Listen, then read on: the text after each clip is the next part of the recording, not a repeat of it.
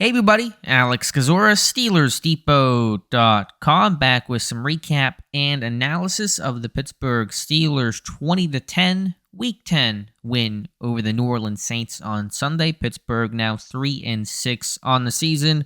A win's a win. I'm happy no matter what, no matter the circumstances, no matter of the overall season outlook, and not a perfect game, but certainly a much better game Pittsburgh played Sunday than what they have for basically the entire season.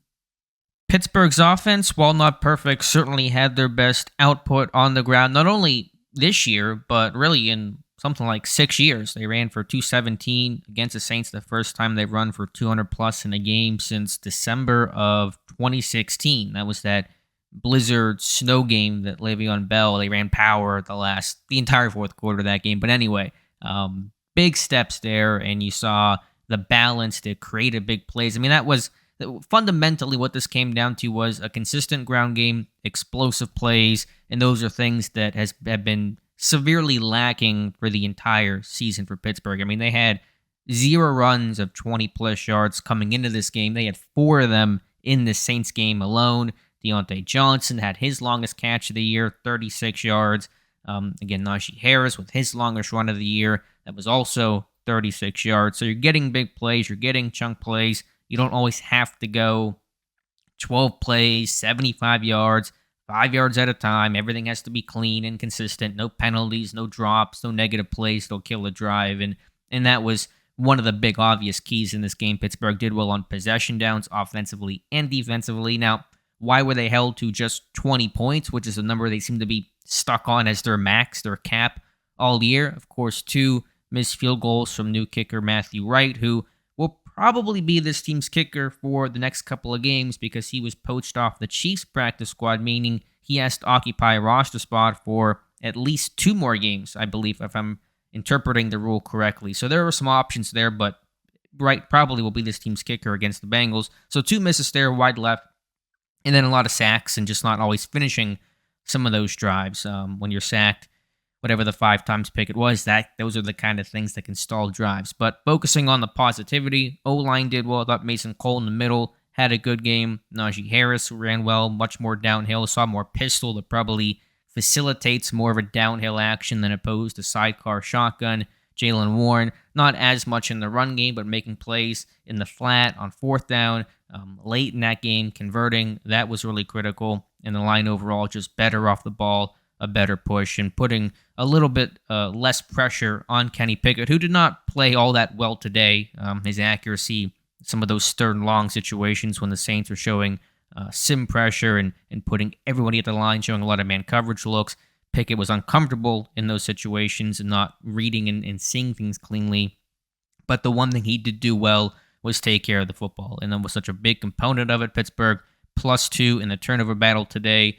Did not turn the ball over once. Credit to Chuck Wilmarcore for jumping on that fumble that Najee Harris had. The first time Harris has ever truly fumbled in the regular season, discounting the lateral at the end of the Browns game in Week 3. So bottom line is Pickett, not great. Too many sacks. Work to do there. But taking care of the football, that's always going to be a fundamental thing. He did that, so at least there's something to look positively in that performance evaluation. But again, explosive plays, ground game, 2 things missing, 2 things found on Sunday. Defensively, of course, great to get TJ Watt back out there. Thought Minkah Fitzpatrick would be out there too last time we talked to you guys, but as you guys know, had emergency surgery on his appendix, and so don't know his status going forward. Decent chance he's going to miss the Week 12 game, but we'll just have to wait and see on that. But I thought DeMonte Casey filled in nicely, and of course, TJ Watt's impact felt consistently throughout this game. I plan to do a video breakdown on how he influenced the game, not only with his direct play and tackles and pressures and things like that, the obvious, but schematically, how his return changes how offenses play him and the rest of the guys, and how that creates chances for Highsmith and Hayward and others. But Watt being back, of course, huge. And second half defense, again, shut things down against Miami. They did not allow any second half points against the Saints. Did not allow any second half points. Situational football was big. Saints 3 of 13 on 3rd and 4th down combined. So really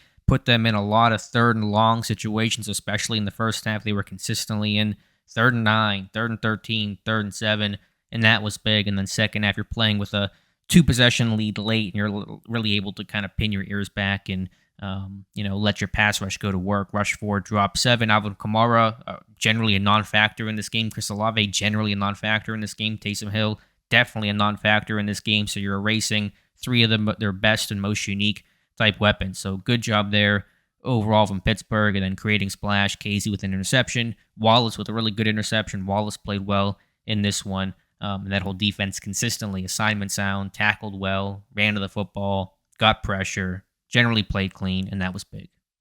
So those are my thoughts as Pittsburgh gets the win. They'll take on the Bengals in Week 12 for a 4:25 kickoff. We'll be covering this one every which way, and again, just happy to enjoy a victory. Although it's 3-6 and trying to climb out of that hole, still going to be very, very tough to do. Good quality win, a win Pittsburgh should have had, really needed to have, and happy to have, and happy to talk about that with you guys. So let me know your thoughts in the comments below. Appreciate you guys watching. If you guys could like this video and also subscribe to the channel, I'd appreciate that. Thank you again, and we'll talk to you soon.